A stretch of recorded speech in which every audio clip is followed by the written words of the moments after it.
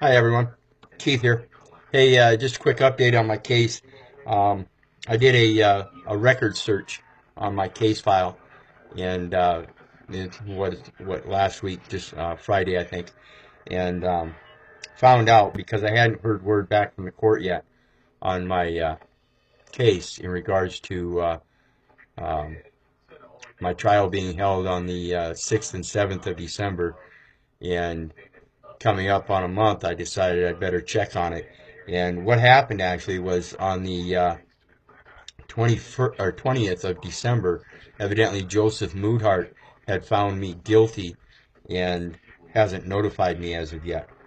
But I'm not quite sure how that's working because I did, in fact, on the 21st or 22nd, I filed my counterclaim, and I don't know if they're waiting to respond to that or trying to figure out what to do with that. But either way, it's on the case file that I've got a sentencing date, which means he's obviously found me guilty. That sentencing date is coming up on the 23rd of January at 2 o'clock. And like I said, they've not responded to uh, me in regards to informing me that I was sentenced or found guilty. And let alone the fact that they haven't responded to my counterclaim. So, unrebutted counterclaim, I'm going to presume stands as truth, and so we'll see how that works. But in the meantime, I've written up what's called a writ of mandamus to the Supreme Court of Iowa, and basically what it is, it's kind of like an injunction to get the local courts to stop. Basically, I've notified the state of Iowa District Court's Supreme Court in Des Moines, Iowa. Um, and basically, what it is, it's for revised review of fraud, perjury, abuse of discretion, and others exceeding jurisdiction. And basically, what it is, I'll show you here real quick. It's a 25-page document I wrote up, and in the top left-hand corner, you can see I've got the American civil flag in proportions of 1 inch by 1.9 inch. And then on the right hand corner, it's blank at the moment, but when I take it down in the morning, I'll be getting a $1 postage stamp and putting it on there so that when I file it, it actually has value. And basically, I've got two of them. I've actually got two of them. And one is for the local courts so that I can give that to them and let them know that that's what I'm doing in this case, as well as my counterclaim that they've already received and not rebutted. They'll now have this to let them know that I'm taking it to a higher court. And there's the two documents are basically identical, with the exception that the one that I'm sending to the Supreme Court of Iowa has all the references to exhibits in regards to the case file.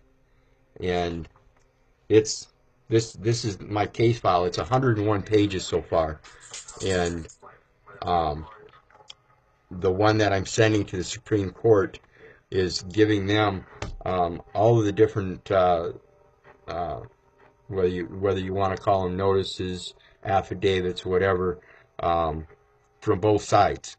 You know, the particularly the arrest warrant issued for myself in the proper case-sensitive spelling, declaring that I refuse to participate in the arraignment, or uh, um, that I represented the defendant and refused to acknowledge that I was the person charged in the trial information, which is clearly in the document itself. It says the defendant in the all capital letters, and then of course down in the warrant part, it has my name in the case sensitive spelling, proper case sensitive spelling. And so that's clearly perjury on behalf of Mr. Nathan Callahan. And basically what I'm doing is sending all of this uh, packet here in to the Supreme Court, and that's the case file as well as the writ of mandamus. And you'll see, if you look at the binding, look real close there, That's just simply wax coated thread.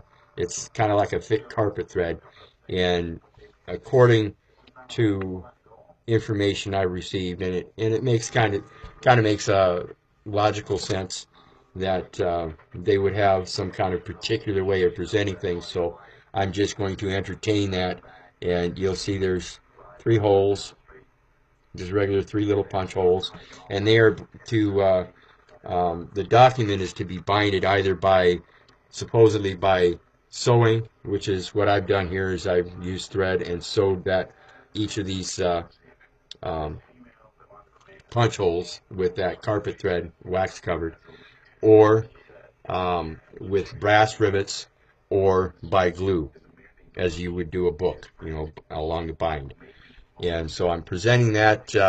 I've got to get that all sent out certified mail tomorrow, and hopefully that'll take care of it. If not, then I'll be going to the um, what is it? The Federal Rules of Civil Procedure 5.1, which is constitutional challenge to a statute, and that I will take to the United States Supreme Court if the state Supreme Court doesn't do anything about it at this point.